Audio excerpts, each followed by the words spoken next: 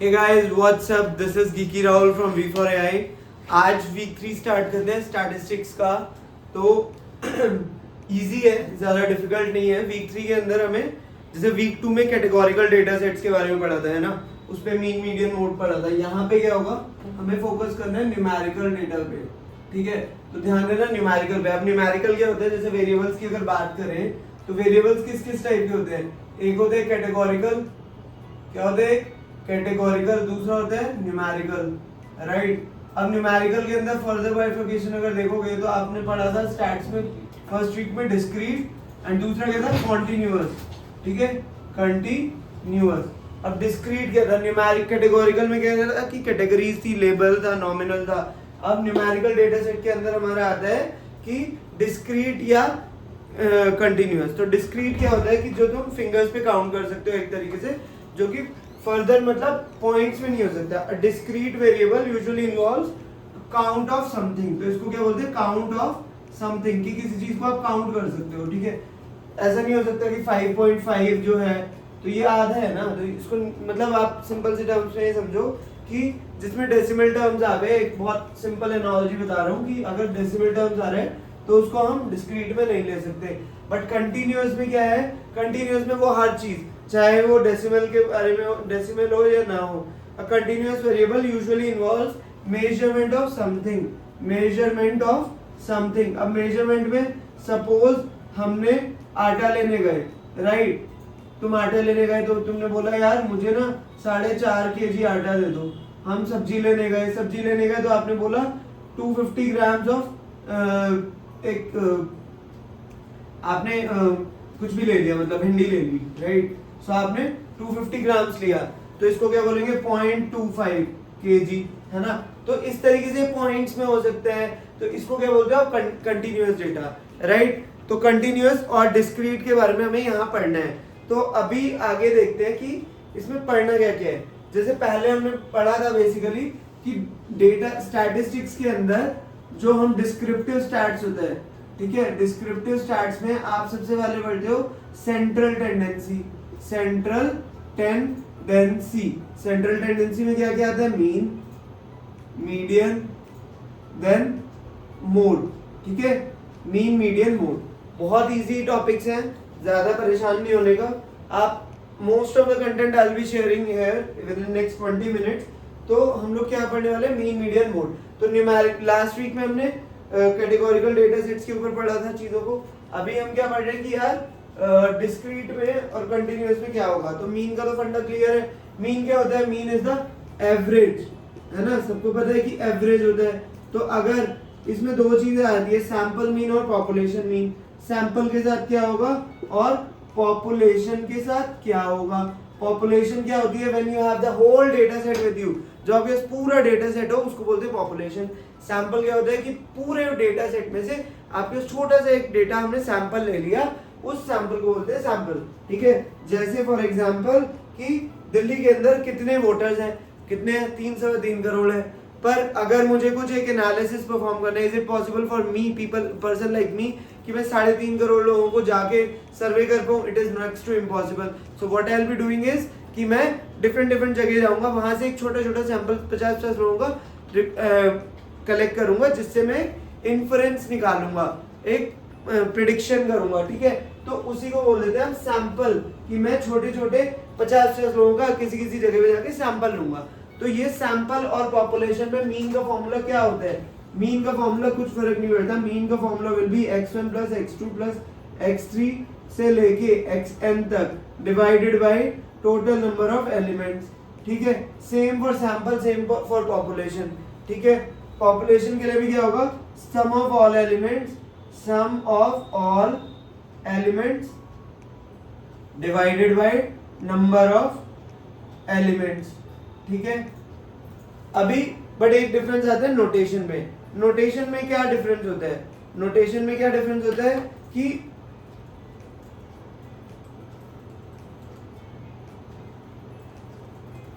Notation में क्या difference होता है, पॉपुलेशन मीन को आप किससे करते हो, म्यू से।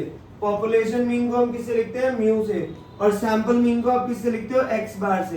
तो ये एक कन्वेंशन है जिसको आप ध्यान रखना, इतना ज्यादा परेशान नहीं होने का अगर भूल जाते हो, बट या this is one of the best practices कि आपको याद रखना चाहिए। पॉपुलेशन मीन को हम नोटेशन होती है म्यू और सैंपल मीन को हम करते हैं एक्स बार से, ठीक है। तो ये हमने पढ़ लिया मीन के बारे में। अभी मीन के बारे में कुछ छोटी छोटी चीजें और पढ़ते हैं जो कि क्वेश्चंस बनते हैं एक्टिविटी क्वेश्चंस वगैरह में। तो अगर मैं सीधे सीधा मैं प्रॉपर्टीज बता रहा हूं एक तरीके से, आप रूल नोट करो कि if a number is added to all the elements, अगर मैंने एक नंबर ऐड कर दिया, जैसे सपोज मेरा एक डेटा लिया 1 2 3 4 5, मैंने बोला इसका मीन कितना आएगा, इसका मीन आएगा 1 2 3 3 3 6 4 10 15 15 by 5, 15 by 5 will be equal to 3। अब मैंने बोला इसमें ना मैं 10 10 ऐड कर दूं, इसको बनाया तो 10, इसको बनाया तो 20, इसको बनाया तो 30, इसको बनाया तो 40, इसको बनाया तो 50, तो मेरा मीन क्या होगा बताओ, मेरा मीन क्या होगा? तो मैं डायरेक्टली बता दूंगा यार इसका मीन क्या होगा 3 + 10। मैंने सब नंबर्स में 10 ऐड करा तो मीन भी 10 से बढ़ जाएगा। अगर मैं सब नंबर्स में 10 ऐड कर रहा हूं, एक नंबर ऐड कर रहा हूं, if a number is added to all the constant, if a constant is added to, constant लिख देते हैं इसको, ठीक है, constant value is added to all the elements, then the mean gets increased by that constant, ठीक है। जैसे x bar new will be equal to क्या होगा, x bar old plus constant, c की वैल्यू जो भी है 10 है 20 है 1000 है कुछ भी है, ठीक है। सेम म्यू के लिए कि जो पॉपुलेशन मीन है mu new equal to mu old plus c, ठीक है। तो मीडियन सॉरी मीन में अगर आप सारे नंबर्स में कुछ नंबर ऐड कर रहे हो तो मीन जो है उतने से बढ़ जाएगा। आपको सिंपल रखना है, कोई ज्यादा सोचना नहीं है, ठीक है। इसी तरीके से अगर एक नंबर मल्टीप्लाई होता है, if a number gets multiplied, if a number gets multiplied, अगर एक नंबर से multiplied to all the elements, अगर सारे एलिमेंट्स को एक नंबर से मल्टीप्लाई कर देते हैं, जैसे इसको मैंने सॉरी यहाँ पे गड़बड़ करी थी, मैंने 10 से ऐड करना था तो 10 हो जाएगा, सॉरी ये हो जाएगा 11, ये हो जाएगा 12, ये हो जाएगा 13, ये हो जाएगा 14, ये हो जाएगा 15, तो क्या हो जाएगा मीन विल इंक्रीज बाय 10, ठीक है।